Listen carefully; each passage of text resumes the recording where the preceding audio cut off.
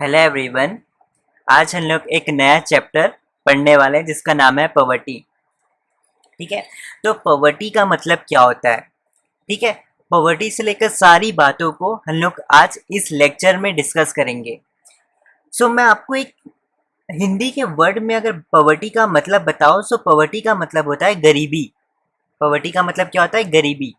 ठीक है, तो सबसे पहले मैं आपको पॉवर्टी के मतलब जानने से पहले मैं आप सभी को कुछ प्रैक्टिकल एक्सपर्ट्स के बारे में बताता हूँ। उसके बाद आप इजीली ये समझ जाओगे कि पॉवर्टी थियोरेटिकल वे में हम कैसे उसका मतलब निकालें। अगर मैं आप सभी को पॉवर्टी की एक बार मीनिंग पढ़ के बताऊं जो मैं यहाँ पे मैंने लिखी है, तो poverty is the inability to fulfil basic requirements of life. अब मीनिंग तो मैंने आपको पढ़ के बता दी, अब आपको ये जानना जरूरी है कि बेसिक रिक्वायरमेंट ऑफ लाइफ का मतलब क्या होता है। देखो, बेसिक रिक्वायरमेंट ऑफ लाइफ का मतलब होता है ऐसी चीजें जो इंसानों को अपनी लाइफ में चाहिए ही चाहिए, जो मोस्ट रिक्वायरमेंट चीज है हर ह्यूमन बींग्स के लिए, जो उन्हें चाहिए ही चाहिए, उसे हम कहते हैं बेसिक रिक्वायरमेंट्स ऑफ लाइफ। जैसे फूड, खाना बहुत जरूरी है ह्यूमन बींग्स के लिए। कपड़े पहनना, ठीक है, क्लोथ्स, ये हम इंसानों के लिए बहुत जरूरी है। रहने के लिए जगह, शेल्टर बहुत जरूरी है। एजुकेशन, हमें पढ़ना लिखना भी बहुत जरूरी है। हेल्थ, हेल्थ फैसिलिटीज, हमें अगर बीमार हो गए तो उस बीमारी को सॉल्व करने के लिए हमें हेल्थ फैसिलिटी भी चाहिए। तो हर ह्यूमन बींग्स को ना ये 5 चीजों की जरूरत होती ही होती है। ये मोस्ट आप कह सकते हैं ये हमें मोस्ट रिक्वायरमेंट चीज है जो हमें अपनी लाइफ में चाहिए होती है। ठीक है, तो अब आपने समझ लिया कि बेसिक रिक्वायरमेंट्स ऑफ लाइफ का मतलब क्या है। अब मैं आपको पॉवर्टी का मतलब बताता हूँ। देखो, पॉवर्टी मतलब जब लोगों के पास पैसा नहीं होता। ठीक है, जब पीपल के पास पैसा नहीं होता कि वो सारी बेसिक रिक्वायरमेंट्स की चीज, जैसे खाने के लिए फूड, पहनने के लिए कपड़े, रहने के लिए शेल्टर, पढ़ने के लिए एजुकेशन, बीमारी को सुलझाने के लिए हेल्थ फैसिलिटीज।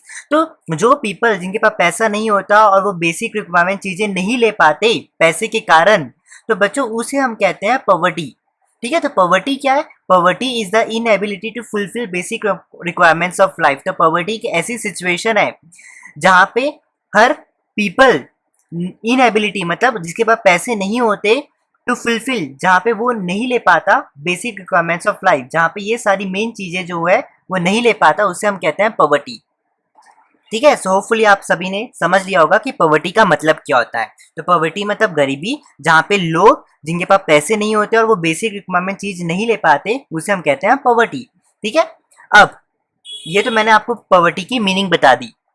अब मुझे आपको ये बताना है कि वेरिएंट्स ऑफ पॉवर्टी क्या होता है। तो ये एक वेरिएंट्स ऑफ पॉवर्टी जो है ये थोड़ा एक अलग टॉपिक है। ठीक है, आइए अब जानते हैं इसके बारे में ये एक्चुअली में होता क्या है। तो वेरिएंट्स ऑफ पॉवर्टी का मतलब होता है how are the poor identified. मतलब एक गरीब को हम कैसे पहचाने कि वो गरीब है। ठीक है, क्योंकि हमें ये तो जानना जरूरी है ना कि सामने वाला पर्सन जो है, सामने वाला जो बंदा है वो क्या है, रिच है या पुअर है, तो ये हमें जानना बहुत जरूरी है। तो वेरिएंस ऑफ पॉवर्टी ये ऐसा टॉपिक है जो हमें ये सिखाएगा कि हम पुअर लोग को कैसे आइडेंटिफाई करें, हम कैसे पहचाने कि जो सामने वाला जो पर्सन है, जो सामने वाला व्यक्ति है वो पुअर है। ठीक है, तो इसको पहचानने के लिए हमारे पास 2 तरीके होते हैं। सबसे पहला है रिलेटिव पॉवर्टी, सेकेंड है एब्सोल्यूट पॉवर्टी। सबसे पहले जानते हैं कि रिलेटिव पॉवर्टी क्या होता है। ठीक है, तो देखो रिलेटिव पॉवर्टी में हम कैसे पहचानते हैं कि पुअर जो सामने वाला व्यक्ति है वो कैसे पुअर है। देखो, हम क्या करते हैं, सामने वाले का क्लास देखते हैं, उसके रीजन देखता है, उसकी कंट्री देखते हैं, उसके हिसाब से हम वो डिसाइड करते हैं कि वो व्यक्ति पुअर है या रिच है। ठीक है, जैसे हम क्लास, जैसे मान लो कि कोई बंदा है एकदम लोअर क्लास का है, ठीक है, वो बहुत सस्ती घड़ी पहनता है, और मान लो कि वो जिसके पास मतलब मान लो कि जूते नहीं है, नंगा पाँव घूम रहा है, जिसके पास कपड़े नहीं है, ठीक है, खा नहीं पा रहा है, तो क्लासेस का मतलब होता है वो। ठीक है, रीजन, हम जैसे कभी कभी करते हैं ना कि भाई वो वाले रीजन का है मतलब वो बहुत गरीब है करके। कभी कभी कंट्रीज में भी हम देखते हैं कि अरे भाई वो वाली जो कंट्री है बहुत छोटी कंट्री है, वहाँ पे जितने भी लोग हैं उनके पास एम्प्लॉय मतलब रोजगारी नहीं है, तो वो गरीब है। तो रिलेटिव पॉवर्टी में हम क्या करते हैं, क्लासेस, रीजन और कंट्रीज के बेसिस में ये डिसाइड करते हैं कि जो सामने वाला व्यक्ति है वो पुअर है कि नहीं है। ठीक है, तो सबसे पहला रिलेटिव पॉवर्टी, जिसकी हेल्प से हम ये आइडेंटिफाई कर पाते हैं कि पुअर इंसान जो है पुअर है कि नहीं है। सेकेंड मेथड है हमारे पास एब्सोल्यूट पॉवर्टी। अब ये मेथड सबसे अच्छा है और ये मेथड हमेशा हर कंट्री में most of the time follow होता है। ठीक है, इस मेथड में क्या होता है, हम लोगों के खर्चे से डिसाइड कर लेते हैं कि वो बंदा पुअर है या नहीं है। हमारी गवर्नमेंट ने क्या किया, एक पॉवर्टी लाइन, एक लाइन डिसाइड की है जिसे हम कहते हैं पॉवर्टी लाइन। ठीक है, सो ये पॉवर्टी लाइन एक ऐसी लाइन होती है, ये पॉवर्टी लाइन एक ऐसी लाइन होती है जिसकी हेल्प से गवर्नमेंट ये डिसाइड कर पाती है कि जो भी व्यक्ति पॉवर्टी लाइन के ऊपर है या नीचे है तो वो रिच है या पुअर है। मतलब अगर मैं आपको इसका बेसिक मतलब से समझाऊं तो गवर्नमेंट क्या करती है, एक लाइन डिसाइड करती है।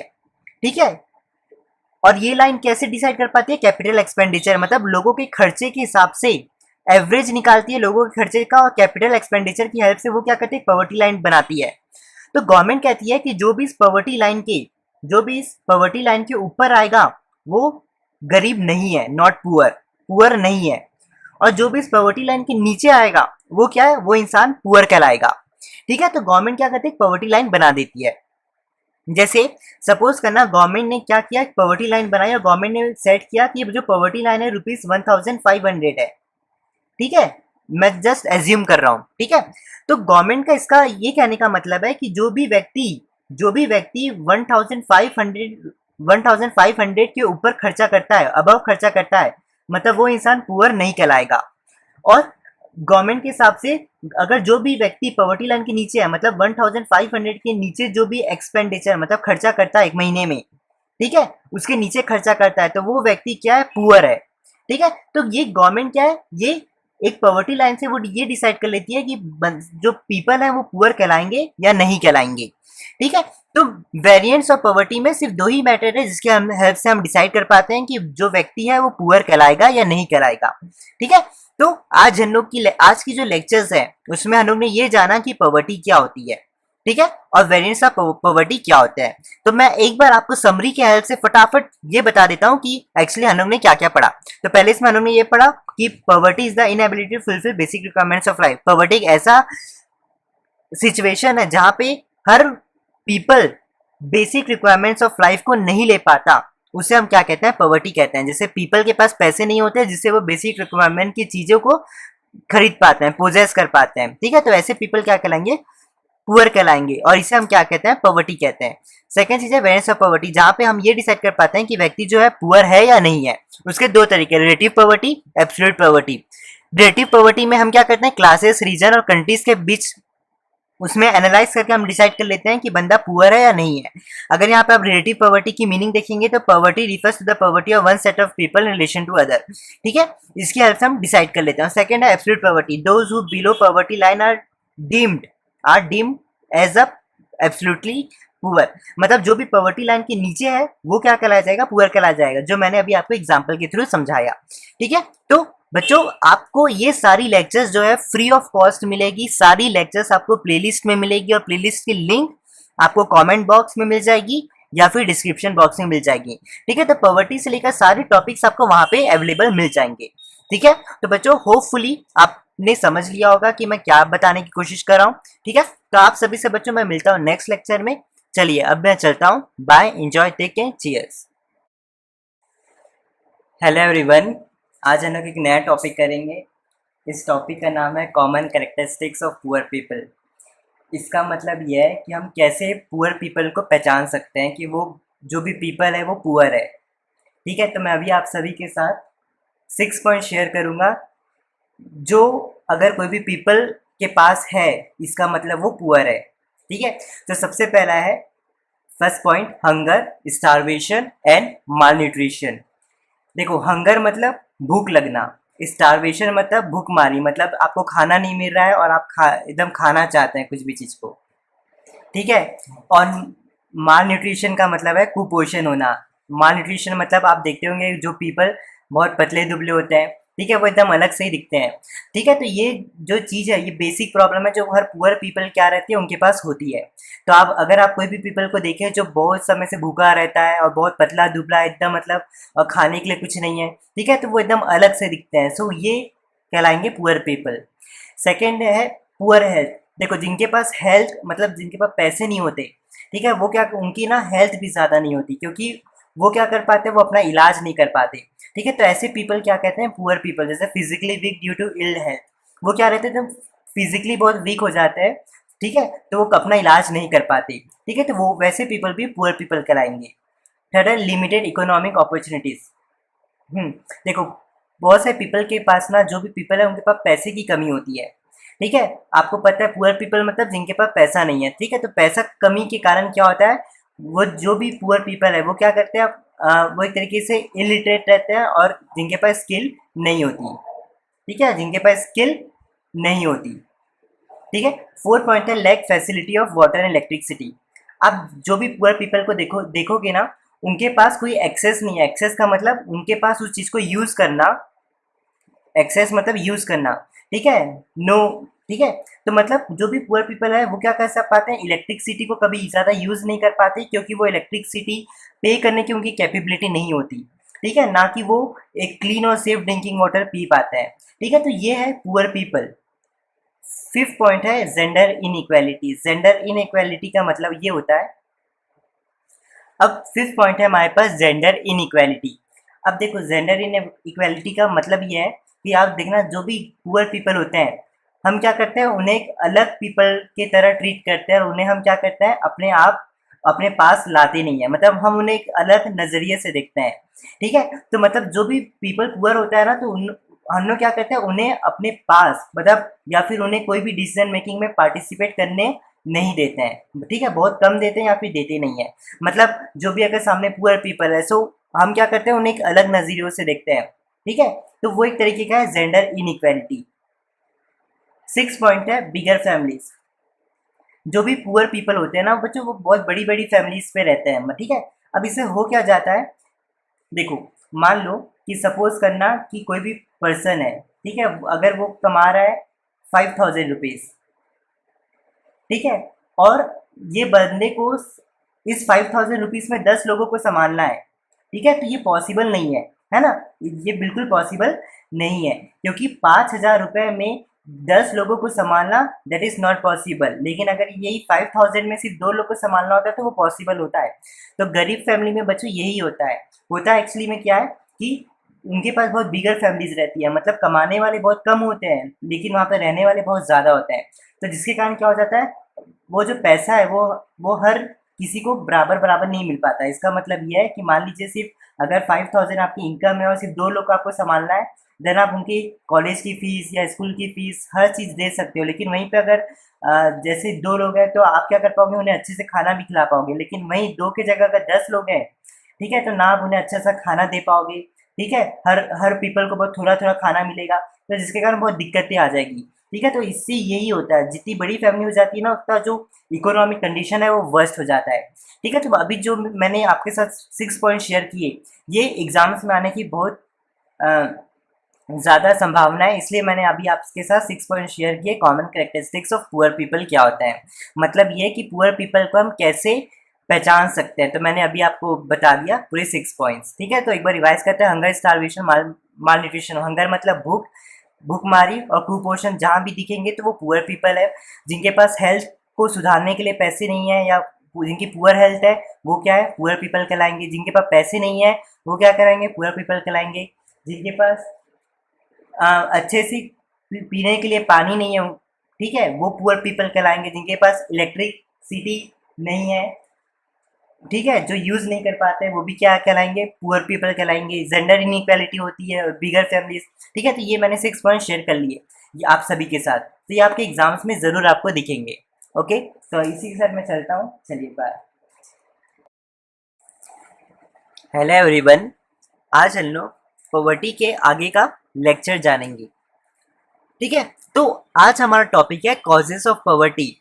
मतलब पॉवर्टी के ऐसे कौन कौन से कारण है, ऐसे कौन कौन से कारण है जिसके कारण आज भी पॉवर्टी है, और मैं आपको बता दूं कि पॉवर्टी एक ऐसी समस्या है जो सिर्फ इंडिया में नहीं पूरी दुनिया में है।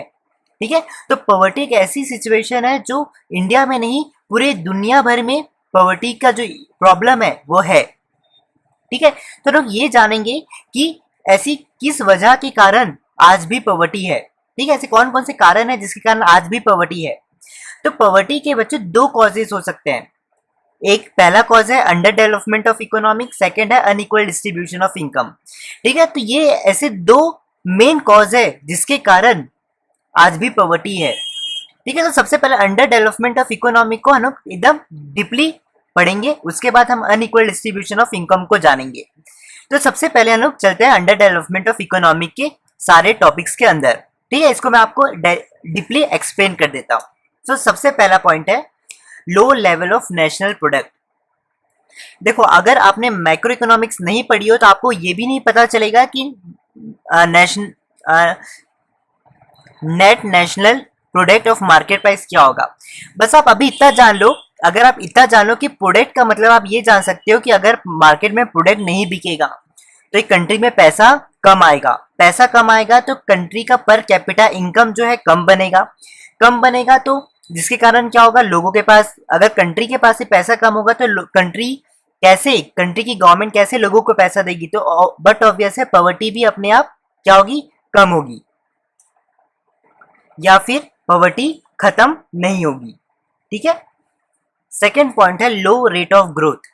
देखो, सबसे पहले तो आपको जानना है कि ग्रोथ, बच्चों ग्रोथ जिस भी कंट्री में होती है ना वो बहुत अच्छी बात होती है।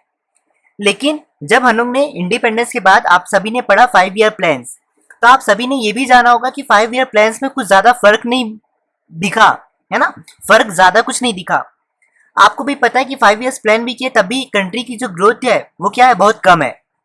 तो बच्चों जब भी कंट्री की ग्रोथ कम होगी इसका मतलब ये है कि कंट्री के पास पैसा कम है, कंट्री के पास जिससे पर कैपिटा इनकम जो है कंट्री की कम बनेगी। अब कम बनेगी जिसके कारण क्या होगी, पॉवर्टी होगी। मतलब पॉवर्टी क्या होगी, मतलब पॉवर्टी खत्म नहीं होगी। ठीक है, तो ग्रोथ के कारण ये सारी सिचुएशन आपको झेलनी पड़ेगी जिसके कारण पॉवर्टी अभी भी होगी। ठीक है, तो सबसे पहला low level of national product, second point है लो रेट ऑफ ग्रोथ। ग्रोथ है बहुत कम जिसके कारण पैसा कम होगा, पर कैपिटा इनकम कम होगा, और पॉवर्टी जिसके कारण खत्म नहीं होगी। थर्ड पॉइंट है heavy pressure of a population. अब इसको मैं आपको एक एग्जांपल के थ्रू समझाता हूं और फिर इससे मैं आपको कंट्री से रिलेट करके बताऊंगा। ठीक है, और आपको ये जानना है कि एक पॉपुलेशन एक सबसे बड़ी समस्या है जिसके कारण पॉवर्टी है। ठीक है, तो ये मोस्ट इंपॉर्टेंट फैक्टर है जिसके कारण पॉवर्टी आज भी है। सपोज करना कि ₹10 मेरे पास है, सपोज करना, चलो आप ले लो कि आपके पास ₹10 है। अब आपको इस ₹10 को 5 लोगों में इक्वली बांटना है, तो आप क्या करोगे, सबको 2-2 रुपए दोगे, है ना, सबको 2-2 रुपए दोगे। अब यही सेम सिचुएशन मान लो सेकंड केस में कि आपके पास अभी भी ₹10 है और मान लो आपके पास 5 लोग और आ गए। पहले 5 लोग थे, ठीक है, जिनको 2-2 रुपए मिल रहे थे, अब 5 लोग और आ गए और आपको इक्वली बांटना है, तो आप क्या करोगे, इन सभी 10 लोगों को 1-1 रुपए दोगे, 1-1 रुपी सबको इक्वल बांट दोगे।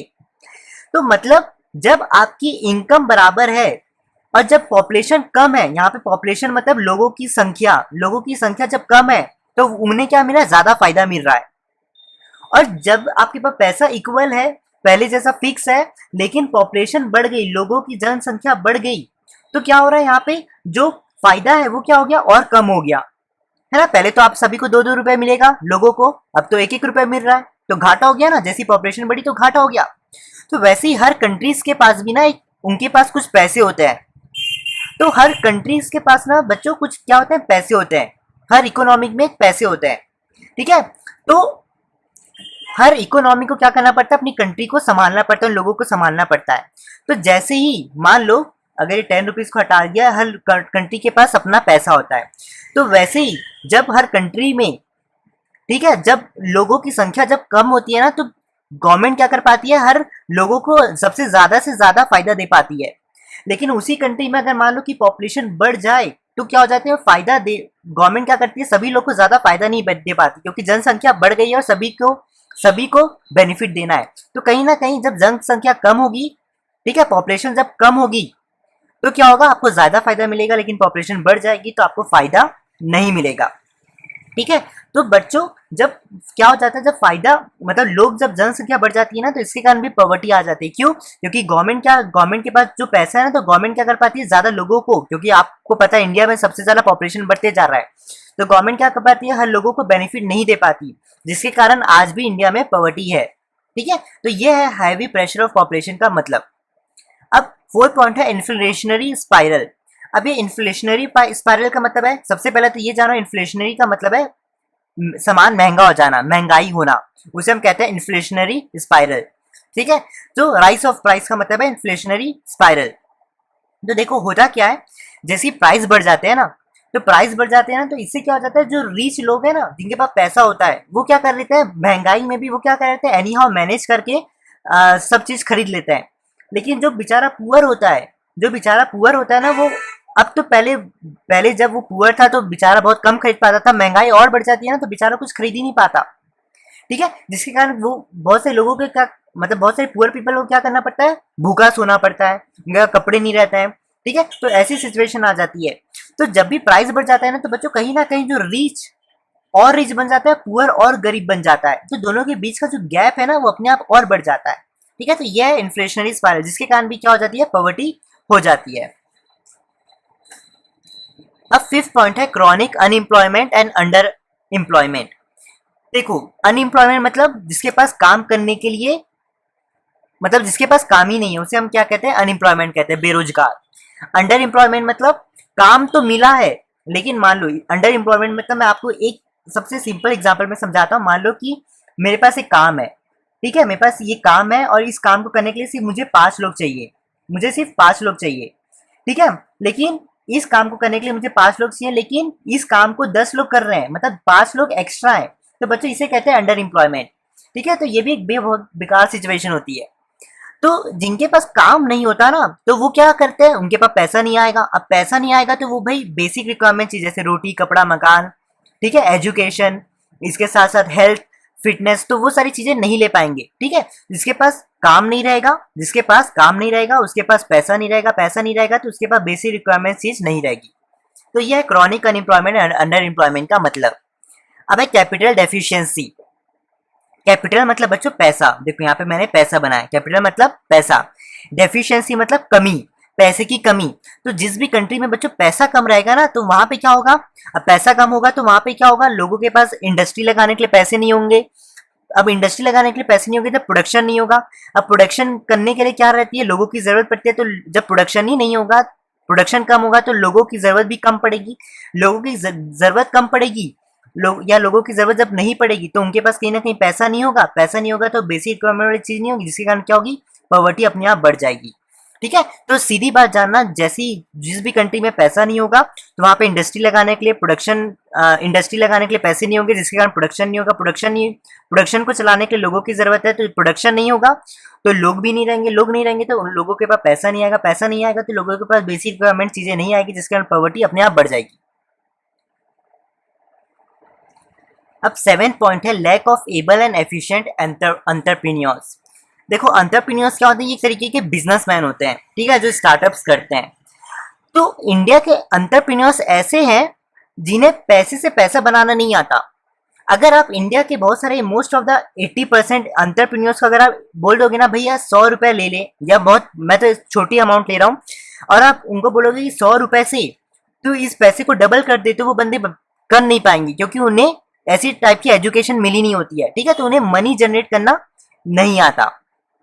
ठीक है, और सेकेंड चीज जो इंडियन एंटरप्रेन्योर्स को प्रॉब्लम है, वो क्या है, रिस्क टेकिंग का। मतलब जैसे उन्हें लगता है कि यार सामने रिस्क होगा, तो वो क्या कर जाते हैं, उस चीज को छोड़ के भाग जाते हैं। वो सबसे बड़ी दिक्कत है, वो रिस्क फेस करना नहीं जानते।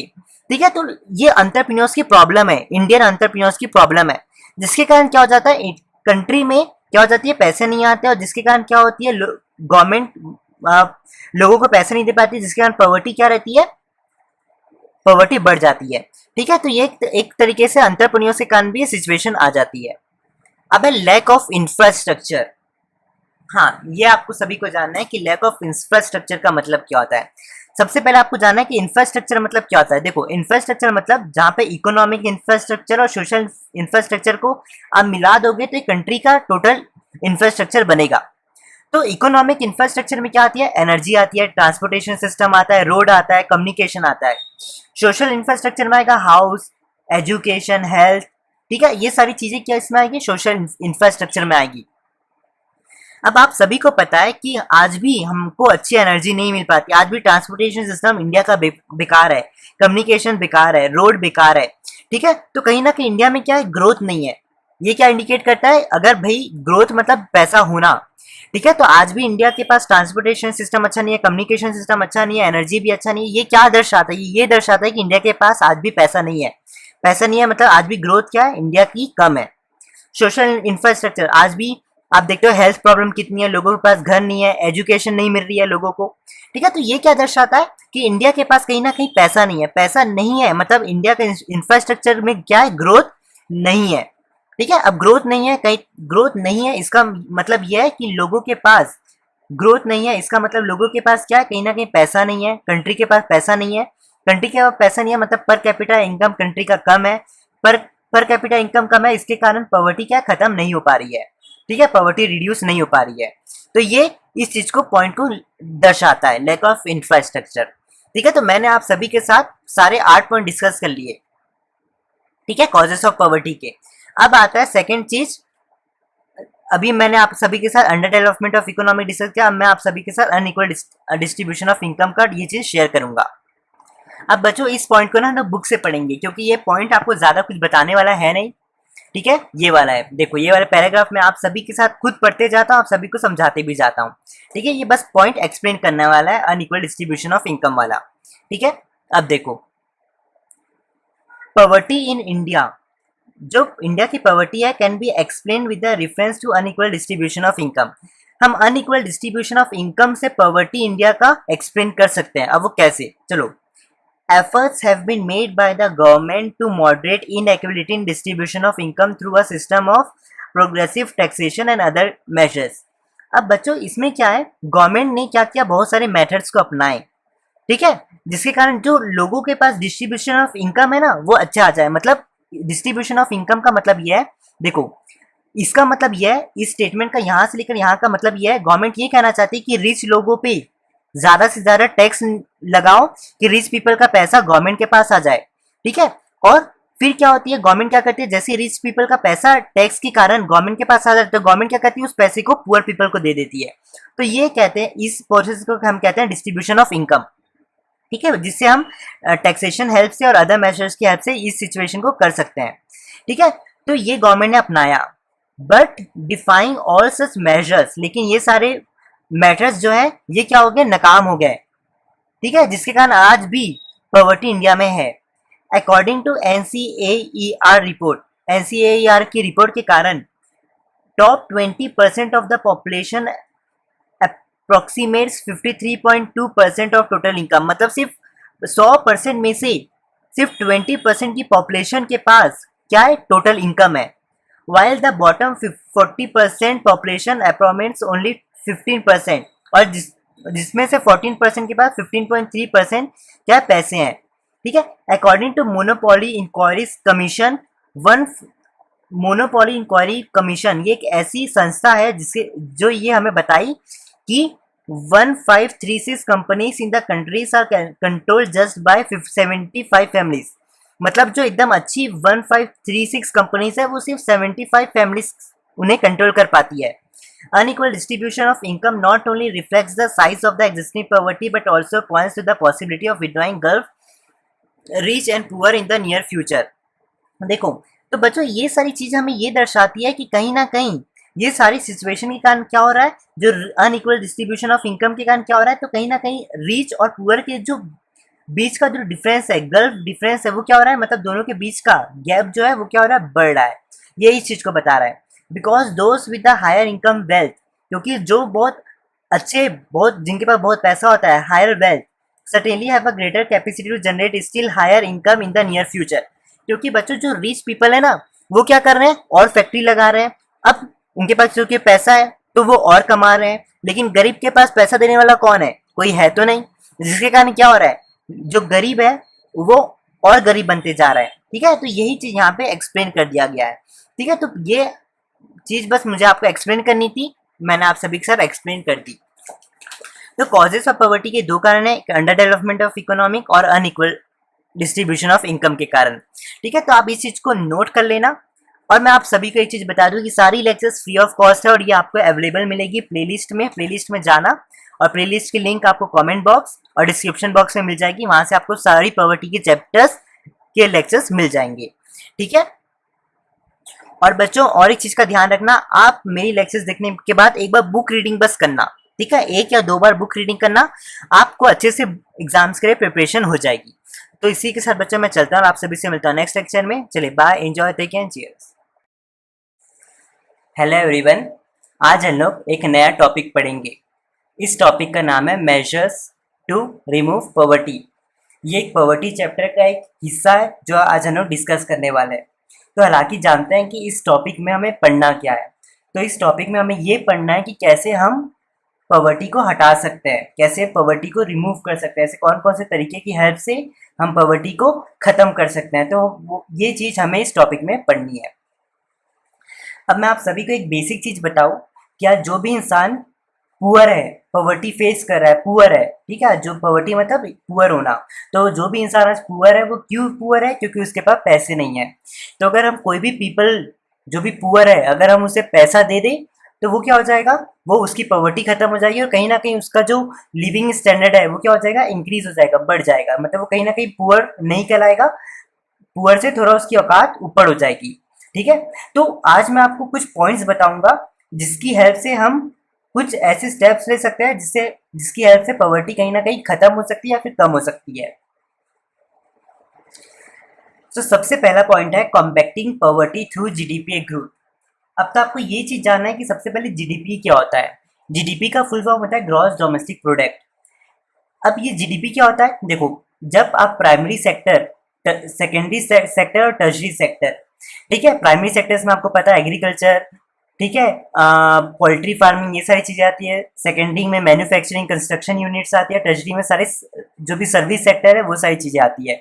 तो जब आप प्राइमरी सेक्टर, सेकेंडरी सेक्टर और टर्शरी सेक्टर, जब तीनों का पैसा आखिरी में at end of the year आप जब तीनों का पैसा मिलाएंगे ना, तो वो पैसे को हम क्या कहते हैं, जीडीपी कहते हैं। ठीक है, तो जब कंट्री के पास जीडीपी आने का मतलब है कि कंट्री के पास पैसा आएगा। तो अगर कोई भी कंट्री में जीडीपी बढ़ेगा मतलब उस कंट्री का पैसा बढ़ गया। ठीक है, तो अगर कोई भी कंट्री का पैसा बढ़ जाएगा तो उससे क्या हो जाएगा, उससे क्या होगा कि हम क्या करेंगे, उस पैसे से इंडस्ट्री को क्या करेंगे, स्टार्ट करेंगे या फिर स्टेब्लिश करेंगे। अब जैसे हम इंडस्ट्री को स्टार्ट करेंगे तो इंडस्ट्री को चलाने के लिए हमें क्या पड़ेंगे, कुछ लोगों की जरूरत पड़ेगी।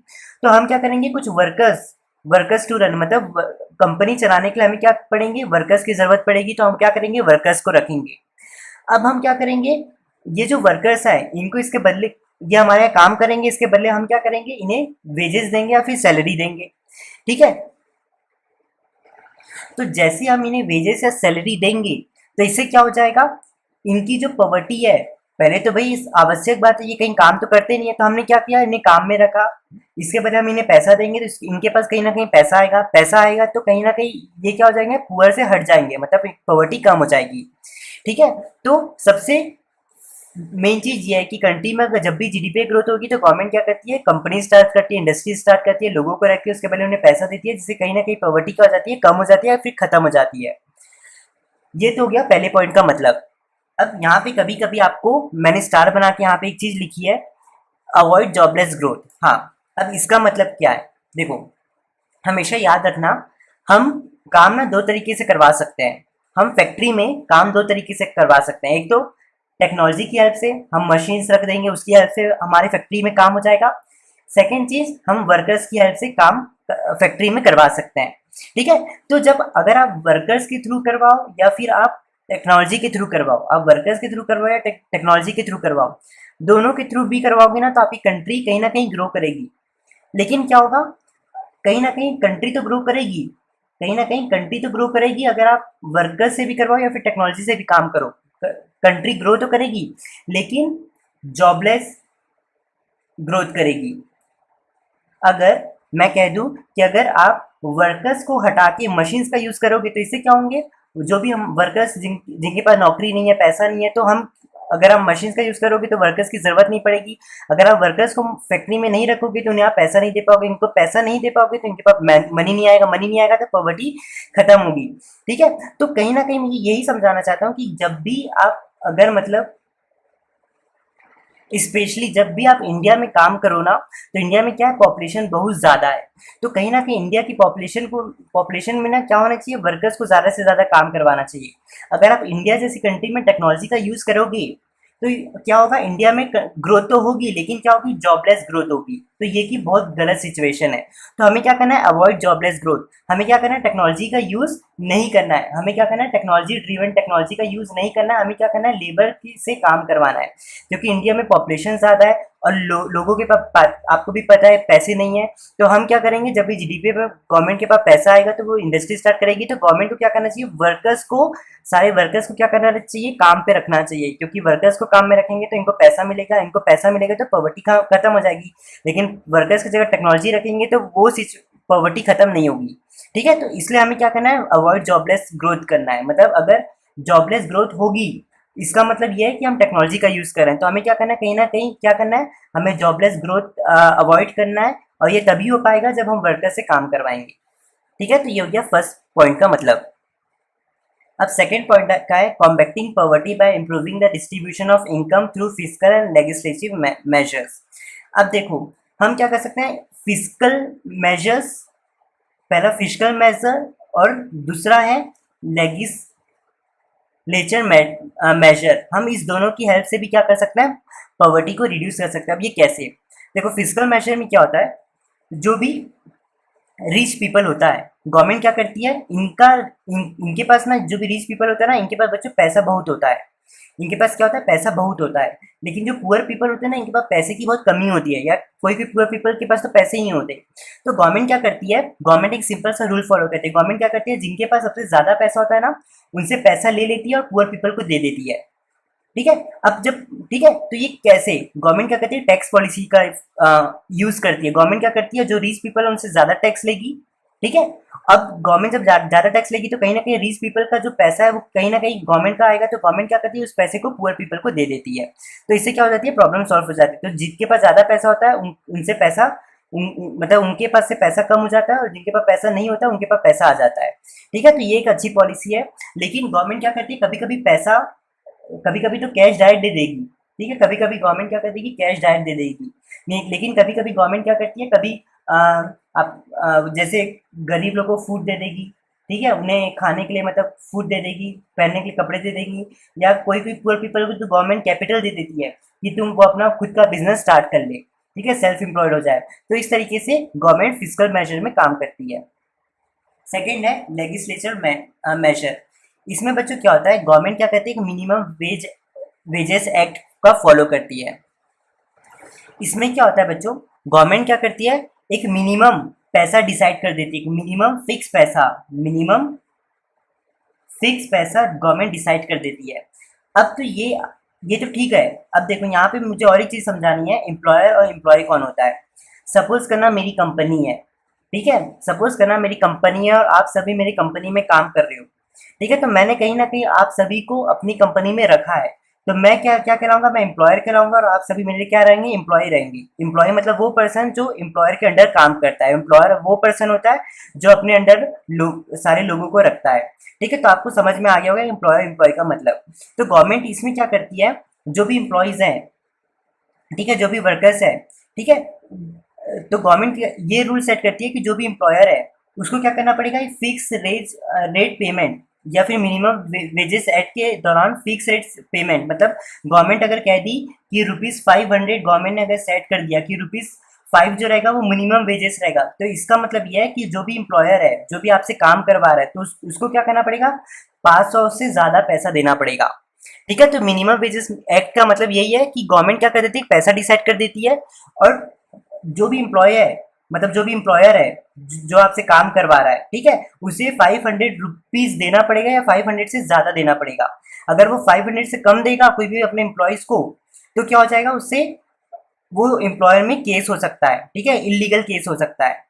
तो इसलिए कभी कभी क्या हो जाता है, जो भी गरीब रहते हैं, ठीक है, जो भी बहुत गरीब लोग हैं, तो उनसे क्या करते हैं, कोई कोई एम्प्लॉयर बहुत रद्दी जैसा काम करवाते हैं, उसके बदले वो क्या करते हैं, उन्हें पैसा नहीं देते। तो इसलिए गवर्नमेंट ने क्या किया, एक मिनिमम वेज बना दिया। गवर्नमेंट ने बोला कि भाई 500 रुपए के ऊपर आपको पैसा देना है, नहीं दे सकते तो वो काम इलीगल हो जाएगा। ठीक है, तो ये होता है मिनिमम वेजेस एक्ट का मतलब।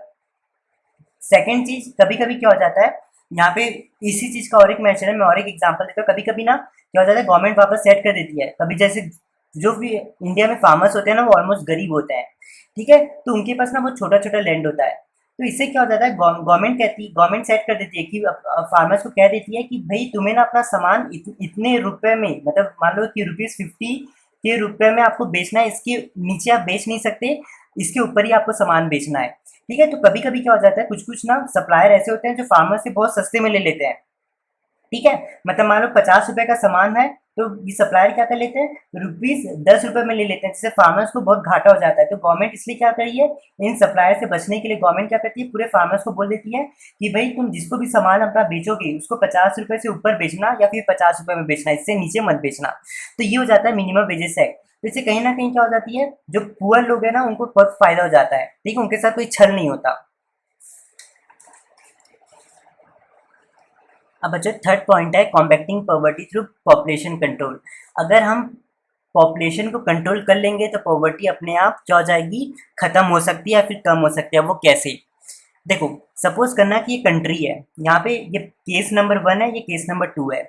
मान लो ये क्या है, कंट्री है, ये क्या है, कंट्री है। ठीक है, कंट्री के पास 10,000 रुपए है, कंट्री के पास 10,000 है, तो दोनों में 10,000 लिखा है, कंट्री कंट्री है। ठीक है, अब यहाँ पे क्या है, इस कंट्री में मान लो कि पहले केस में कंट्री में सिर्फ 2 लोग हैं, और सेकेंड केस में कंट्री में सिर्फ 20 लोग हैं। अब मैं अगर आपको बोलूँ कि 10,000 में अगर आपको 2 लोग को मतलब कोई भी, मान लो कि ये जो 10,000 है गवर्नमेंट के पास पैसा है, ठीक है, तो गवर्नमेंट को क्या करना है, अपनी कंट्री में जितने भी लोग हैं, मतलब 2 लोग हैं, ठीक है, तो कोई भी कंट्री या फिर कोई भी पर्सन 10,000 रुपए में 2 लोग को आराम से रख सकता है, आराम से चला सकता है। ठीक है, मान लो कि अगर आप इनका खाने के लिए आपको ज्यादा से ज्यादा एक महीने में 1,000 खर्चा होगा, ठीक है, कपड़े वपड़े लेने में 3,000 खर्चा होगा, ठीक है, तो कहीं ना कहीं तभी पैसा बच जाएगा। ठीक है, लेकिन अगर ये तभी पॉसिबल है जब आपकी लोग कम रहेंगे और पैसा ज्यादा होगा। लेकिन मान लो कि वही अगर सेकंड केस में आपके पास 10,000 रुपया और आपको 20 लोग को संभालना है, आपको 20 लोगों को संभालना है, ठीक है, तो ये पॉसिबल नहीं है, क्योंकि 10,000 बहुत कम अमाउंट है, लेकिन लोगों की आबादी बहुत ज्यादा है ना, तो ये पॉसिबल नहीं है, आप 10,000 में 20 लोग को नहीं संभाल पाओगे। तो यही चीज है बच्चों, हर कंट्री में ना सिचुएशन होती है। तो जिस भी कंट्री में अगर पॉपुलेशन कम होगी, तो वहां पे कहीं ना कहीं आप क्या कर पाओगे, सेविंग भी ज्यादा कर पाओगे। लेकिन जिस कंट्री में बच्चों इंडिया जैसी पॉपुलेशन ज्यादा है ना, तो उस कंट्री में ज्यादा से ज्यादा बहुत कम सेविंग होता है। ठीक है, तो यही दिक्कत है। तो जिस भी कंट्री में अगर पॉपुलेशन ज्यादा होगा, ठीक है, जिस भी मतलब पहले यहाँ देखो, जिस भी कंट्री में अगर पॉपुलेशन कम होगा, ठीक है, अगर 2 लोग हैं कंट्री में और आपके पास 10,000 रुपए, तो आप आराम से 2 लोग को आराम से संभाल सकते हो और पैसा सेव भी कर लोगे। तो जिस कंट्री में पॉपुलेशन कम होगी, तो वहां पे सेविंग ज्यादा होगी। अब बच्चों सेविंग ज्यादा होगी, इसका मतलब क्या, आपके पास पैसा आ जाएगा। अब आप मुझे बताओ कि अगर आपको BMW या फिर कोई भी कार ही खरीदनी है, या जैसे मान लो एक आपको जॉब मिली, अब जॉब से क्या करोगे, आप पैसा सेव करोगे। अब पैसा जैसे आपके पास हो जाएगा, तो आप सोचोगे यार एक नई गाड़ी खरीद लेता हूँ। तो जब आप गाड़ी खरीदोगे, तो मतलब आप क्या कर रहे हो, उस कार में इन्वेस्ट कर रहे हो, है ना। तो आप कहीं ना कहीं आपके पास सेविंग थी, इसलिए आपने उस पैसे को इन्वेस्ट किया कार में। तो ऐसी कंट्री के पास भी होता है, जब भी कंट्री के पास सेविंग होता है ना, तो कंट्रीज क्या करती है, इन्वेस्ट कर देती है उस चीज को, पैसे को इन्वेस्ट कर देती है। जैसे वो क्या करेगी, इंडस्ट्री में पैसा इन्वेस्ट करेगी। अब इंडस्ट्री में पैसा इन्वेस्ट करेगी तो क्या होगा, लोगों के पास वहाँ पे लोग काम करने आएंगे, तो एम्प्लॉयमेंट बढ़ेगी। एम्प्लॉयमेंट बढ़ेगी तो लोगों के पास पैसा आएगा। ठीक है, पैसा आएगा तो कहीं ना कहीं लोगों की पॉवर्टी खत्म हो जाएगी। लेकिन जिस कंट्री में बच्चों पॉपुलेशन ज़्यादा है और वहाँ, तो वहाँ पे क्या होगा, सेविंग कम होगा। जिस कंट्री में पॉपुलेशन ज़्यादा है, वहाँ क्या होगा, सेविंग कम होगा, तो गवर्नमेंट इन्वेस्ट नहीं कर पाएगी, पैसा इन्वेस्ट नहीं कर पाएगी, तो वो गवर्नमेंट क्या कर पाएगी, इंडस्ट्री को खोल नहीं पाएगी। इंडस्ट्री खोल नहीं पाएगी, तो वो लोगों को नहीं रख पाएगी, तो लोगों के पास पैसा नहीं आएगा। लोगों के पास पैसा नहीं आएगा, तो कहीं ना कहीं पॉवर्टी बढ़ जाएगी। ठीक है, तो ये चीज़ है थर्ड पॉइंट का मतलब। ठीक है, तो मैंने अभी आप सभी के साथ 3 जो मेन पॉइंट्स थे वो शेयर कर लिए हैं। ठीक है, आप इसे नोट करते जाना वीडियो पॉज कर करके। अब यहाँ पे मुझे आप सभी के साथ 4 पॉइंट भी शेयर करना है। ये और कुछ भी पॉइंट्स है जो आप सभी को याद रखना है। तो other measures enhancing quality of life, ठीक है। तो हम पॉवर्टी को रिड्यूस करके हम लोगों को और अच्छी क्वालिटी का दे सकते हैं, मतलब अच्छी क्वालिटी ऑफ लाइफ दे सकते हैं, ठीक है। तो वो ऐसे और कौन कौन से तरीके हैं, तो ये 4 पॉइंट करना है ना, कुछ पॉइंट्स आएंगे वो मैं आप सभी के साथ डिस्कस कर देता हूँ। सबसे पहला पॉइंट है एग्रीकल्चरल डेवलपमेंट। हाँ देखो, अगर ठीक है, अगर मान लो कि आप सभी को पता है फार्मर्स जो होते हैं वो एक्चुअली में थोड़े गरीब होते हैं। मैं सारे फार्मर्स की बात नहीं कर रहा हूँ, लेकिन हालांकि जो 70% फार्मर्स हैं इंडिया में वो क्या है, गरीब है, ठीक है। तो अगर हम उन फार्मर्स को, अगर गवर्नमेंट क्या करेगी, उन फार्मर्स को अगर HYB सीड्स दे देगी, हाई यील्डिंग जिसे आप कहते हैं, जो बहुत अच्छी सीड्स होते हैं, ठीक है, बीजे, ठीक है। अगर आप उन्हें वो सारी चीज़ें दे दोगे, मैकेनाइज टेक्नोलॉजी, मतलब अगर आप उन्हें टेक्नोलॉजी अच्छी प्रोवाइड करोगे, ट्रैक्टर दोगे या फिर कुछ भी फैसिलिटी दोगे, अगर आप फार्मर्स को इरिगेशन सिस्टम दोगे, अगर आप फार्मर्स को अच्छा फर्टिलाइजर यूज करने दोगे जिससे पूरे कीड़े, पेस्टिसाइड्स, जिससे सारे कीड़े वीड़े मर जाएंगे, फर्टिलाइजर्स, दवाइयाँ, तो अगर आप ये सारी चीज़ें अगर गवर्नमेंट को, मतलब सॉरी फार्मर्स, गवर्नमेंट अगर ये सारी चीज़ें फार्मर्स को यूज़ करने देगी, फार्मर्स को यूज़ करने देगी ना, तो इससे क्या हो जाएगा, फार्मर्स क्या कर पाएंगे, प्रोडक्शन ज़्यादा कर पाएंगे अपनी खेती में, अपनी फार्मिंग लैंड में फार्मर्स क्या कर पाएंगे, प्रोडक्शन ज़्यादा बढ़ा सकते हैं ये सारी चीज़ों की हेल्प से।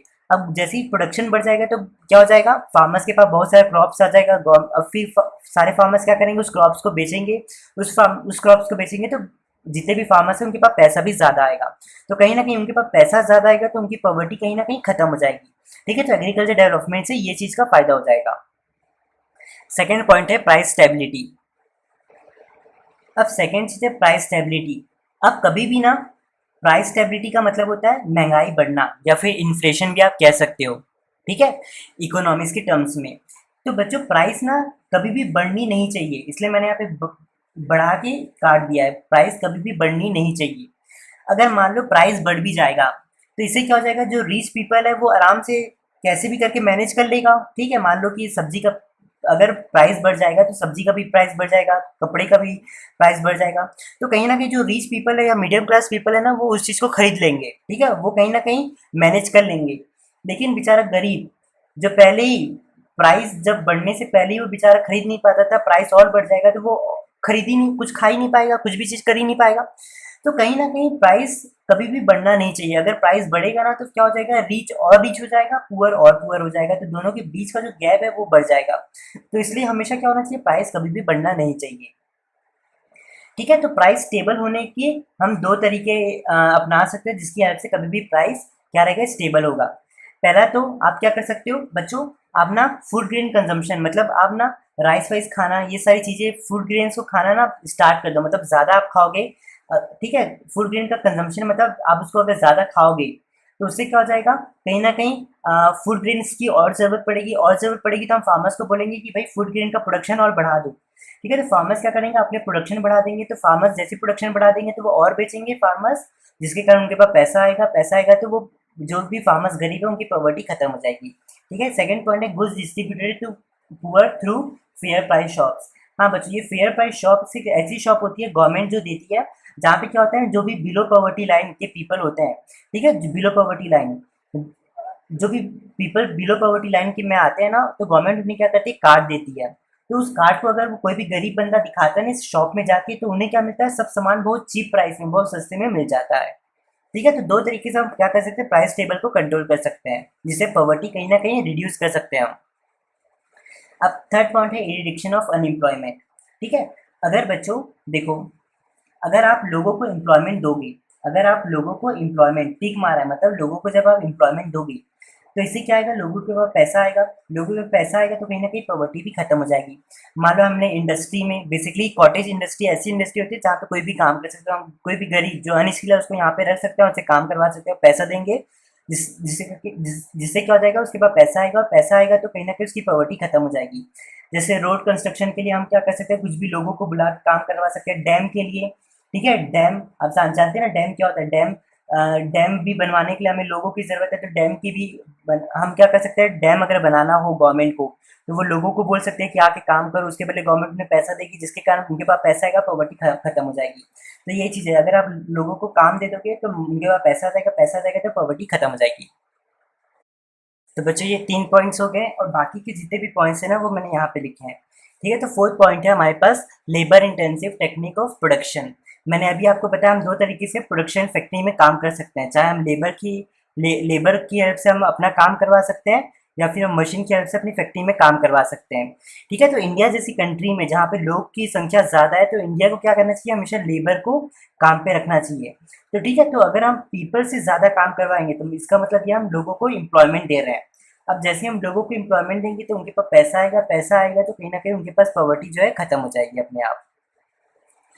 अगला पॉइंट है provision for a minimum needs of the poor.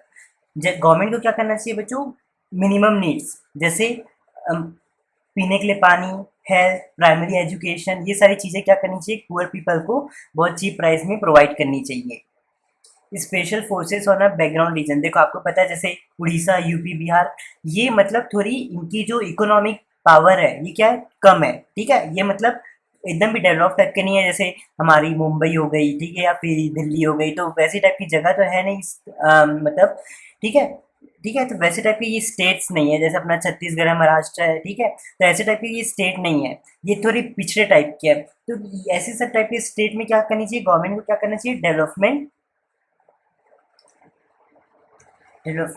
बच्चों बढ़ा देना चाहिए। सॉरी, यहाँ पे मैंने कम कैरो किया है, डेवलपमेंट क्या करना चाहिए, बढ़ाना चाहिए। कैसे बढ़ाना चाहिए, जैसे मान लीजिए कि गवर्नमेंट को क्या करना चाहिए, ये सारे स्टेट्स में क्या करना चाहिए, कंसेशन ज़्यादा देना चाहिए, जैसे फैसिलिटी ज़्यादा देना चाहिए। प्राइवेट इन्वेस्टमेंट का मतलब है प्राइवेट सेक्टर को कहना चाहिए कि ये सारे स्टेट्स में जाके अपनी फैक्ट्री वैक्ट्री लगाओ कि यहाँ के लोगों को बेरोजगारी मिले, एम्प्लॉयमेंट मिले, तो उनके पास पैसा आएगा तो उनकी पॉवर्टी खत्म हो जाएगी। फिर है सेल्फ एम्प्लॉयड अपॉर्चुनिटी। हाँ, गवर्नमेंट क्या करती है, मतलब गवर्नमेंट को क्या करना चाहिए, आईटीआईज बनाने चाहिए। ठीक है, अब भाई ये आईटीआईज क्या होता है बच्चों, इसका फुल फॉर्म है इंडस्ट्रियल ट्रेनिंग इंस्टीट्यूट। ठीक है, यहाँ पे हम इंडस्ट्री से जितनी भी इंडस्ट्री में जितनी भी काम आने वाली चीज़ें हैं वो हमें आईटीआई सिखाता है। इंडस्ट्री को कैसे स्टार्ट करना है, इंडस्ट्री में कैसे काम करना है, वो चाहे कोई भी टाइप की इंडस्ट्री हो। ठीक है, तो गवर्नमेंट को क्या करना चाहिए, आईटीआई स्टार्ट करनी चाहिए कि ज़्यादा से ज़्यादा लोग वहाँ पे पढ़ ले। और फिर गवर्नमेंट को क्या करना चाहिए, गरीब लोगों को लोन देना चाहिए। ठीक है, जिसमें बहुत कम इंटरेस्ट लगाए गवर्नमेंट। और लोगों को क्या करना चाहिए, वो सारी चीज़ें दे देनी चाहिए, सब्सिडीज देनी चाहिए। ठीक है, गवर्नमेंट को पुअर लोगों से टैक्स कम लेना चाहिए। तो मतलब कहीं ना कहीं जैसे आप आईटीआई स्टार्ट कर दोगे तो इससे क्या हो जाएगा, जितने भी पुअर पीपल है उनको इंडस्ट्री का नॉलेज हो जाएगा। तो इससे क्या होगा, जो भी पुअर लोग हैं वो अपना इंडस्ट्री खुद का लगा सकते हैं गवर्नमेंट से पैसा लेके। तो गवर्नमेंट को लोन भी प्रोवाइड करना चाहिए उन्हें लो रेट में, उन्हें सब्सिडीज का मतलब है फाइनेंशियल हेल्प। ठीक है, पैसे से रिलेटेड हेल्प करना। टैक्स मतलब उन्हें उनसे टैक्स कम लेना चाहिए। तो इससे क्या कर सकता है, पुअर की कहीं ना कहीं हेल्प कर सकते हैं। आखिरी पॉइंट है effective public distribution system, PDS, जिसे हम शॉर्ट में कहते हैं। तो मैंने अभी आपको बताया कि जो भी पीपल बिलो पॉवर्टी लाइन आते हैं उनके एक कार्ड बनाया जाता है। ठीक है, उस तो वहाँ पे उन्हें क्या मिलता है, सभी चीज़ एकदम सस्ते दामों में और एकदम चीप रेट में मिल जाता है। ठीक है, तो इससे क्या हो जाएगा, जो भी पुअर पीपल है वो खा भी लेगा। ठीक है, मैंने अभी आपको बताया कि रोटी कपड़ा मकान। ठीक है, तो रोटी कपड़ा मकान, एजुकेशन और हेल्थ, ये 5 चीज़ आती है पॉवर्टी की इसमें। ठीक है, तो अगर आप कहीं ना कहीं उन्हें खाना अच्छा दोगे तो कहीं ना कहीं उसकी पॉवर्टी भी एक तरीके से रिड्यूस हो सकती है। तो ये 8 पॉइंट्स है। हेलो एवरीवन, आज हम लोग एक नया टॉपिक पढ़ेंगे। इस टॉपिक का नाम है measures adopted by government to remove poverty.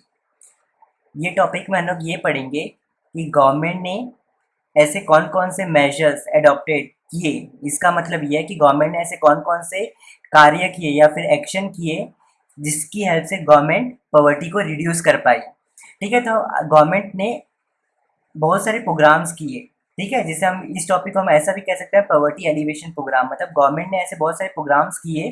ठीक है, जिससे गवर्नमेंट क्या कर पाई, पॉवर्टी को कुछ हद तक रिड्यूस कर पाई। ठीक है, तो आज हम लोग उस प्रोग्राम्स के बारे में पढ़ेंगे। तो सबसे पहला प्रोग्राम है प्राइम मिनिस्टर्स रोजगार योजना। इसे हम शॉर्ट में PMRY भी कहते हैं। ठीक है, ये चालू हुआ था 1993 में। यहाँ पे क्या हुआ था, एम्प्लॉयमेंट टू एजुकेटेड अनएम्प्लॉयड। इस प्रोग्राम में गवर्नमेंट चाहती थी कि जो भी पढ़ा लिखा बंदा है उसे जॉब मिल जाए। ठीक है, उसे एम्प्लॉयमेंट मिल जाए। Loan up to ₹1 lakh for startup. इसमें गवर्नमेंट ने क्या किया था, जो भी पुअर पीपल थे उनको क्या किया था, 1 लाख रुपीज तक दे दिया था कि वो अपना खुद का बिजनेस लगा ले।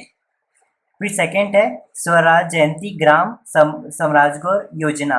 ठीक है, सो इसे हम शॉर्ट में SGSY भी कहते हैं। ठीक है, ये चालू हुआ था 1999 को। यहाँ पे इस प्रोग्राम में क्या हुआ था, इस प्रोग्राम का ऑब्जेक्टिव क्या था, एम्प्लॉयमेंट टू विलेजर्स, मतलब जो भी विलेजर्स हैं, गरीब हैं, उन्हें क्या करो, एम्प्लॉयमेंट दे दो सेल्फ हेल्प ग्रुप की हेल्प से। आप सभी को पता है सेल्फ हेल्प ग्रुप क्या होता है, जहाँ पे जो भी पीपल है वो क्या करते हैं, एक मेंबरशिप बनाते हैं, एक मेंबर्स में ग्रुप बनाते हैं, और वो साथ ही साथ एक दूसरे को मतलब सेल्फ हेल्प ग्रुप में क्या होता है एक्चुअली, बहुत सारे लोग मिल जाते हैं आपस में। ठीक है, ये ग्रुप बना लेते हैं, ये सारे क्या करते हैं, पैसा इकट्ठा करते हैं, सारे पीपल ये पैसा इकट्ठा करते हैं,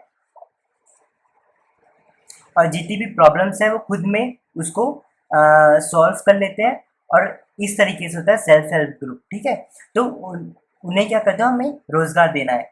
और फिर थर्ड सेकंड पॉइंट है इस प्रोग्राम का ऑब्जेक्टिव का, setting up of small enterprises in rural areas. हमें क्या करना, ये प्रोग्राम मतलब ये भी मतलब इस प्रोग्राम में क्या था कि जो भी छोटे छोटे इंटरप्राइजेस है, गवर्नमेंट चाहती थी जो भी रूरल एरियाज मतलब गांव वाले एरियाज में, टाउन एरियाज में क्या किया जाए, छोटे छोटे बिजनेस को सेटअप किया जाए। ठीक है, अब है हमारे पास थर्ड प्रोग्राम, प्रधानमंत्री ग्रामोदय योजना। इसे हम शॉर्ट में PGY भी कहते हैं। ये चालू हुआ था 2000 में। यहाँ पे गवर्नमेंट चाहती थी कि जितने भी पुअर पीपल का स्टैंडर्ड को अच्छा किया जाए, तो standard of living of rural मतलब रूरल पीपल का स्टैंडर्ड ऑफ लिविंग जो है अच्छा किया जाए, उनको हेल्थ से रिलेटेड फैसिलिटी दिया जाए, उन्हें हाउसिंग की फैसिलिटी दिया जाए कि वो बाहर ना सोए, घर में सोए, प्राइमरी एजुकेशन उन्हें दिया जाए, अच्छा पानी पीने के लिए दिया जाए। तो ये इस प्रोग्राम के अंदर ये सारे ऑब्जेक्टिव्स गवर्नमेंट ने किए। फोर्थ ऑब्जेक्टिव है संपूर्णा ग्रामीण रोजगार योजना। इसे हम शॉर्ट में SGRY भी कहते हैं। ये चालू हुआ था 2001 में। ठीक है, तो यहाँ पे गवर्नमेंट के कुछ ऑब्जेक्टिव मतलब गवर्नमेंट ने इस प्रोग्राम के अंदर कुछ ऑब्जेक्टिव सेट किए, वो पढ़ते हैं। Employment opportunity to surplus workers. अब देखो ये जो सरप्लस वर्कर्स है ना, इसका मतलब समझना, सरप्लस वर्कर्स मतलब डिस्गाइज्ड अनएम्प्लॉयमेंट। देखो कभी कभी क्या होता था, मान लो फॉर एग्जांपल होता क्या था, एक जॉब को करने के लिए, मतलब मान लो एक जॉब है, मेरे पास एक जॉब है, इस जॉब को करने के लिए मुझे सिर्फ 3 लोगों की ज़रूरत है। ठीक है, एक जॉब है मेरे पास, इस जॉब को करने के लिए मुझे सिर्फ 3 लोगों की ज़रूरत है। लेकिन क्या हो जाता है, पहले के समय क्या होता था, एक इसी जॉब को करने के लिए जिसके लिए 3 लोगों की ज़रूरत है, तो उसी जॉब को करने के लिए 6 लोग उस काम में कर रहे हैं। मतलब मुझे जॉब के लिए सिर्फ 3 लोगों की ज़रूरत है, लेकिन 3 लोग मेरे पास एक्स्ट्रा है। ठीक है, तो ये मैं तो आपको एग्जाम्पल बता रहा हूँ बच्चों, इसे कहते हैं डिस्गाइज्ड अनएम्प्लॉयमेंट, मतलब सरप्लस वर्कर्स। ठीक है, एक्स्ट्रा मतलब सरप्लस वर्कर्स। तो इससे क्या हो रहा था, मतलब जॉब तो सिर्फ 3 ही लोग कर पा रहे थे, लेकिन उसी जॉब को करने के लिए 6 लोग काम कर रहे हैं, मतलब 3 ऐसी वेस्ट टाइम पास के लिए है। तो ये इसे हम कहते हैं सरप्लस वर्कर्स। तो ये जो सरप्लस वर्कर्स है, इन्हें भी क्या कर दिया जाए, एम्प्लॉयमेंट अपॉर्चुनिटी, मतलब इन्हें भी रोजगार दे दिया जाए। Development of regional economic and rural condition. ठीक है, जो भी रीजनल और इकोनॉमिक कंडीशन है रूरल एरियाज की, उससे क्या कर दिया जाए, डेवलप किया जाए। यहाँ पे मैं लिख देता हूँ ऑफ रूरल एरियाज।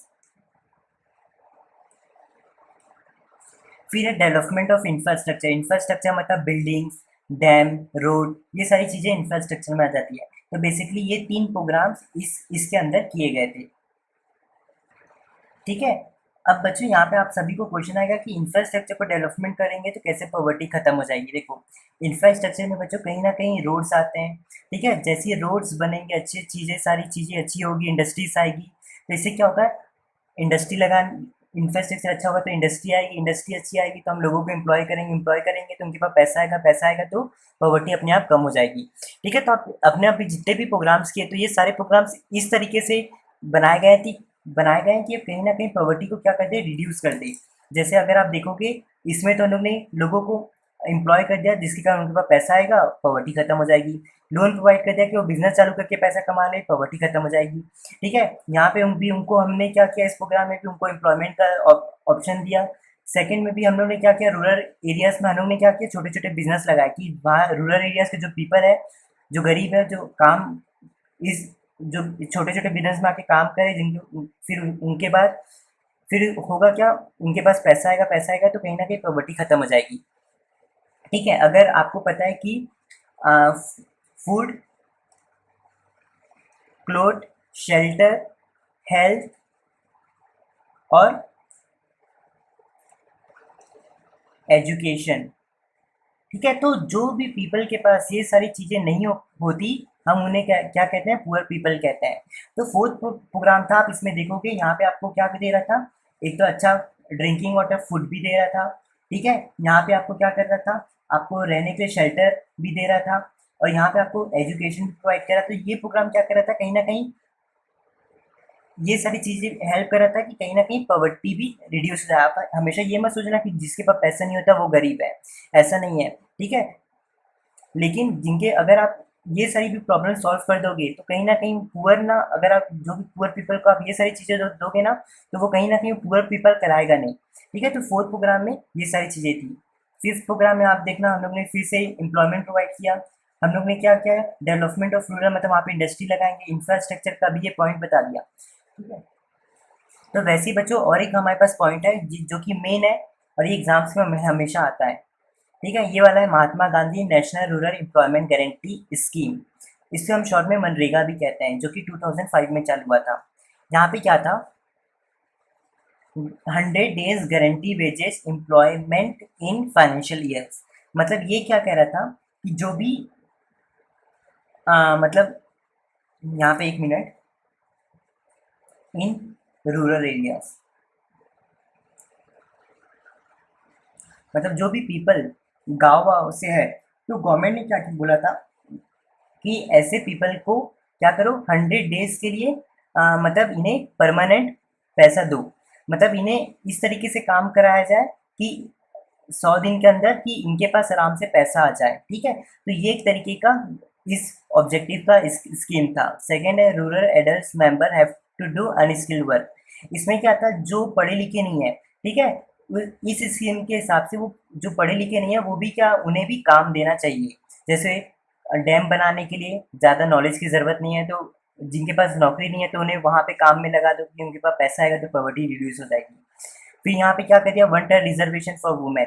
ठीक है, वन टाइम रिजर्वेशन वुमेन के लिए भी करवा दिया गया था। फिर है enhancing livelihood security in rural areas. कहीं ना कहीं रूरल एरियाज के जितने भी पीपल थे उनको कहीं ना कहीं सिक्योरिटी भी दिया गया। ठीक है, कि उनके पास उनके साथ कुछ गलत ना हो, उनके साथ छल ना किया जाए। नहीं तो कभी कभी होता ही है कि जो भी रिच पीपल है वो क्या करते हैं, पढ़े लिखे जो पीपल नहीं रहते उनको उल्लू बनाते हैं। ठीक है, तो ऐसी ऐसी सारी चीज़ें के लिए सिक्योरिटी भी प्रोवाइड की गई थी। तो ये आता है 5 पॉइंट के अंदर। तो आप जितने भी हम लोग ने पॉइंट्स पढ़े, पाँच पाँच, ठीक है, तो ये पॉइंट्स ऐसे पॉइंट्स हैं जो कहीं ना कहीं पॉवर्टी को रिड्यूस करने के लिए गवर्नमेंट ने बनाए थे। ठीक है, तो एग्जाम्स में इसके रिलेटेड क्वेश्चन आते हैं। कभी कभी आपको पूछ देगा कि 5 प्रोग्राम्स बताए, या फिर आपको स्पेसिफिक कह देगा, स्पेशली इसका कहता है कि मनरेगा का एक्सप्लेन कीजिए कि क्या है। तो आप ऐसा ऐसा कह सकते हो कि मनरेगा 2005 में चालू हुआ था। ठीक है, फिर उसके बाद उसके ऑब्जेक्टिव आप 4 बता सकते हो, तो आपको इजीली 5 पॉइंट मिल जाएंगे, 5 मार्क्स मिल जाएंगे। ठीक है, चलिए बच्चों, अब मैं आज चलता हूँ, आप सभी से मिलता हूँ नेक्स्ट लेक्चर में। चलिए bye, enjoy, take care, cheers. Hello दोस्तों, इस वीडियो में हम इस वेबसाइट का एक पूरा ओवरव्यू देखते हैं। सो ये जो वेबसाइट है ये बिजनेस विद्या है, लेकिन जो बिजनेस विद्या है वो ऑपरेट करती है बिंग कॉमर्स के अंदर। ठीक है, सो सबसे पहले तो बिंग कॉमर्स आप देख सकते हो, ये एक बहुत बड़ा कम्युनिटी है, कॉमर्स कम्युनिटी है। आप देख सकते हो इंस्टाग्राम में हमारे इतने ज़्यादा फॉलोअर्स हैं, अभी काफ़ी ज़्यादा और बढ़ गए हैं। ठीक है, अभी 64,000 तक पहुँच गए हैं। आप फॉलो कर सकते हो इंस्टाग्राम, इस बटन को क्लिक करके। आपके जैसे बहुत सारे कॉमर्स वाले बच्चे यहाँ पे सारे हमारे फॉलोअर्स हैं। सेम चीज़ आप देख सकते हो यूट्यूब में, इतने फॉलोअर्स है 12,000 अराउंड। आप सब्सक्राइब कर सकते हो यूट्यूब में भी। और हमारे फेसबुक में 1 लाख फॉलोअर्स है, या फिर मैं कह सकता हूँ 100,000 फॉलोअर्स है। ये भी सारे कॉमर्स वाले बच्चे हैं जैसे आप हो। आप हमें यहाँ भी जाके फॉलो कर सकते हो। ठीक है, तो ये हमारी पूरी कम्युनिटी है, कॉमर्स की कम्युनिटी। आप ज़रूर ज्वाइन कीजिए। यहाँ पे आपको मीम्स मिलेंगे, वैल्यूएबल इंफॉर्मेशन मिलेगी रिगार्डिंग कॉमर्स, प्लस आपको बहुत सारी टिप्स एंड ट्रिक्स मिलेगी करियर के बारे में, डिजिटल मार्केटिंग के बारे में, एंड मेक मनी के बारे में। ठीक है, सो प्लीज़ ज़रूर से ज्वाइन कीजिए हमारी कम्युनिटी को। ठीक है, अब देखो दोस्तों, ये वेबसाइट को ऑपरेट कैसे करना है। तो देखो, सबसे पहले तो आप यहाँ पे देख सकते हो, होम है, पोस्ट है, केस स्टडी है, डाउनलोड है, और कॉन्टेक्ट अस है। तो पोस्ट में क्या है, अगर आपको बिजनेस स्टडीज़ की कोई भी नोट्स को पढ़ना है, फॉर एग्जांपल क्लास 11th आप में क्लिक करोगे तो यहाँ पे क्लास 11th की बिजनेस स्टडीज़ के पूरे आर्टिकल्स आपको मिल जाएंगे, तो आप यहाँ पे रीड कर सकते हो। देख रहे हो, बस फॉर एग्जांपल आपको स्मॉल बिजनेस पढ़ना है तो कंटिन्यू रीडिंग में क्लिक कीजिए और आप यहाँ पे पूरा स्मॉल बिजनेस के बारे में सारी चीज़ पढ़ सकते हो। सिमिलरली अगर आप कोर्स में वापस क्लिक करेंगे तो यहाँ पे आपको क्लास 12th का भी ऑप्शन मिलेगा। अगर आप क्लास 12th में क्लिक करोगे तो यहाँ पे बिजनेस स्टडीज़ की सारी क्लास 12 के नोट्स आपको पढ़ने के लिए मिल जाएंगे। अब हम बात करते हैं केस स्टडीज़ की। सो दोस्तों, केस स्टडी में क्या है, यहाँ पे हमने आपको लिंक प्रोवाइड करके दिया है, ठीक है, सिर्फ क्लास 12th के लिए हमने प्रोवाइड करके दिया है। तो यहाँ पे आप देख सकते हो, अगर आप यहाँ पे कोई भी चैप्टर में क्लिक करोगे, ठीक है, फॉर एग्जांपल मैंने बिजनेस एनवायरनमेंट में क्लिक किया तो यहाँ पे आपको बिजनेस एनवायरनमेंट का एक पूरा पीडीएफ मिलेगा, देख सकते हो कुछ इस तरीके से। तो यहाँ पे बहुत सारे हमने केस स्टडीज़ प्रोवाइड करके दिए हैं जिसके सॉल्यूशन भी आपको यहाँ पे मिल जाएंगे। आप इसे सिंपली यहाँ पे क्लिक करके आप ऐसे डाउनलोड कर सकते हो और इसका प्रिंट आउट निकाल के आप पढ़ सकते हो, ठीक है। तो यहाँ पे आप कहीं भी क्लिक करोगे, फॉर एग्जांपल कंट्रोलिंग में, तो कंट्रोलिंग का केस स्टडी खुल जाएगा, आप सबको डाउनलोड करके प्रिंट आउट करके आप पढ़ सकते हो, ठीक है। तो ये हो गया दोस्तों केस स्टडी के बारे में। अब हम ऊपर जाएंगे, यहाँ पे आपको डाउनलोड्स का ऑप्शन दिखेगा, आप डाउनलोड्स में क्लिक करोगे तो दोस्तों यहाँ पे आप देख सकते हो क्लास 11th की हमने इंग्लिश की हॉर्नबिल प्रोवाइड करके दिया। अगर आपको क्लास 11th की इंग्लिश की नोट्स पढ़ना हो, क्वेश्चन आंसर पढ़ना हो, तो आप यहाँ से हमारी पीडीएफ डाउनलोड कर सकते हो, ठीक है। यहाँ पे आप देख सकते हो माइक्रो इकोनॉमिक्स, और माइक्रो इकोनॉमिक्स अगर आपको पढ़ना है तो यहाँ से आप उसको क्लिक करके आप वापस एक पीडीएफ को डाउनलोड कर सकते हो और आप सारे क्वेश्चन आंसर नोट्स सारे इस पीडीएफ के अंदर मिलेंगे। फॉर एग्जाम्पल अगर मैं क्लास 11th का फॉर एग्जाम्पल स्नैपशॉट खोलता हूँ इस तरीके से, लेकिन आपको एक चीज़ याद रखनी है कि यहाँ पे आपको हर पीडीएफ का एक पासवर्ड मिला है। आप देख सकते हो यहाँ पे हमने लिखा है this book will ask for password. So आपको अगर इस हॉर्नबिल और स्नैपशॉट खोलना है तो उसके लिए आपको ये पासवर्ड यूज़ करना पड़ेगा, I am being commerce follower. Similarly अगर आपको क्लास 12 का करना है तो आपको फिर से I am being commerce follower password को यूज़ करना पड़ेगा। अगर आपको माइक्रो इकोनॉमिक्स खोलना है या माइक्रो इकोनॉमिक्स खोलना है तो आपको ये पासवर्ड यूज़ करना पड़ेगा, आई लव बीइंग कॉमर्स, ठीक है। तो इस तरीके से आपको ये पासवर्ड यूज़ करके इस पीडीएफ को खोलना है। जैसे फॉर एग्जांपल मैं अगर स्नैपशॉट में क्लिक करूँ, डाउनलोड क्लिक हियर में, सो दोस्तों आप देख सकते हो ये है पासवर्ड मांग रहा है, ठीक है। तो इस पासवर्ड को ओपन करने के लिए आपको क्या करना पड़ेगा, जैसे कि मैंने बताया अगर आपने स्नैपशॉट खोला है तो आपको ये पासवर्ड यूज़ करना पड़ेगा, ये पूरा, ठीक है। एज इट इज़ कॉपी करना है पासवर्ड को और एज इट इज़ पेस्ट करना है, ठीक है, लाइक दिस। जैसे यहाँ पे मैंने कॉपी किया, यहाँ पे मैं क्या कर दूंगा, इसे पेस्ट कर दूंगा, या आप मैनुअली इसे जाके लिख सकते हो I am being commerce followers, but make sure that सारी चीज़ कैपिटल लेटर में, ठीक है। फिर इसको सबमिट करना। फिर दोस्तों आप देख सकते हो कि ये पीडीएफ जो क्या ओपन हो गया है। अब आप इसको पढ़ सकते हो, वापस इसको डाउनलोड करके इसका प्रिंट आउट निकाल के आप पढ़ सकते हो, ठीक है। तो ये भी चीज़ आप ध्यान में रखिएगा कि डाउनलोड सेक्शन में आप काफ़ी सारी चीज़ को डाउनलोड कर सकते हो और आप उसको पढ़ के प्रिंट आउट निकाल के भी पढ़ सकते हो, ठीक है। और पासवर्ड का सही से इस्तेमाल कीजिएगा क्योंकि बहुत सारे स्टूडेंट्स को जनरली प्रॉब्लम होती है, वो कभी कभी जब पासवर्ड डालते हैं तो कुछ लेटर्स को स्मॉल कर देते हैं, कुछ को big, but make sure that सब चीज़ कैपिटल लेटर में आपको पासवर्ड लिखना है, ठीक है। अब दोस्तों अगर आपको कोई भी तकलीफ हो, कोई भी प्रॉब्लम हो, तो आप कॉन्टैक्ट अस में जाना है। यहाँ पे आपको व्हाट्सएप का ऑप्शन है और यहाँ पे आप ईमेल, अगर आप व्हाट्सएप में क्लिक करेंगे ऐसे तो आप मोबाइल में करेंगे तो डायरेक्ट आपका व्हाट्सएप खुल जाएगा, अदरवाइज आप लैपटॉप से भी अपने वेब के थ्रू व्हाट्सएप में कनेक्ट हो सकते हैं, वहाँ पे हमको मैसेज कर सकते हैं। और सेकंड ऑप्शन है ईमेल अस का। सो आप यहाँ पे क्लिक करेंगे तो हमारा ईमेल बॉक्स जो है वो ओपन हो जाएगा कुछ इस तरीके से। यहाँ पे आप सब्जेक्ट लिखिएगा जो भी आपको प्रॉब्लम है और उसका डिस्क्रिप्शन आप पूरा यहाँ पे लिख के एक्सप्लेन कीजिएगा, इमेजेस हमें शेयर कीजिएगा कि हमको ईजी पड़े। आप जितना ज़्यादा अच्छे से हमको अपनी तकलीफ बताएंगे उतना अच्छे से हम आपकी सारी प्रॉब्लम्स को सॉल्व कर देंगे। उसके बाद आपको क्या करना है, ईमेल को सेंड कर देना है, ठीक है, तो हम आपको रिप्लाई कर देंगे। अब दोस्तों हमारे पास क्योंकि बहुत सारे स्टूडेंट्स हैं, ठीक है, 8-10 हज़ार स्टूडेंट्स हैं जिनके मैसेज आते हैं और हम काम करने वाले काफ़ी कम हैं, तो ऐसा भी हो सकता है कि कभी-कभी 1 हफ्ता लग जाए आपका रिप्लाई करते-करते, 2 हफ्ता लग जाए, ठीक है, क्योंकि हमारी भी एक प्रॉब्लम है, हम बहुत लिमिटेड स्टाफ से आप सबकी हेल्प कर रहे हैं। तो ये भी थोड़ा ध्यान में रखिएगा, हाइपर मत होइएगा, हम रिप्लाई ज़रूर करेंगे लेकिन टाइम भी लग सकता है, ठीक है। तो ये जो चीज़ थी मेरे को आपको बतानी थी। अगर आप अगेन होम में क्लिक करोगे तो आप अगेन होम के यहाँ पे आप पहुँच जाओगे, ठीक है। तो ये जो चीज़ थी मैंने सारी आपको बता दी। आप डायरेक्ट यहाँ क्लास 11th में भी क्लिक करेंगे या क्लास 12th में, फॉर एग्जाम्पल आपने क्लास 12th में क्लिक किया तो यहाँ से भी आप सब चीज़ देख सकते हो। अगर आपको केस स्टडी में जाना है तो आप डायरेक्ट क्लिक करोगे, केस स्टडी में पहुँच जाओगे, यही वाले लिंक में वापस से डाउनलोड कर सकते हो। नोट्स चाहिए तो यहाँ नोट्स में क्लिक करोगे, आपको वापस क्लास 12 के नोट्स मिल जाएंगे। आपको यहाँ पे इंग्लिश का बुक मिल जाएंगे, फ्लेमिंगो विस्टा, इसको आप क्लिक करोगे और पासवर्ड करोगे तो पूरा पीडीएफ आप डाउनलोड कर सकते हो, जहाँ पे हमने आपको नोट्स भी प्रोवाइड किया है, क्वेश्चन आंसर भी प्रोवाइड किया इंग्लिश के। सेम आपको माइक्रो इकोनॉमिक्स में भी वही चीज़ मिलेगी।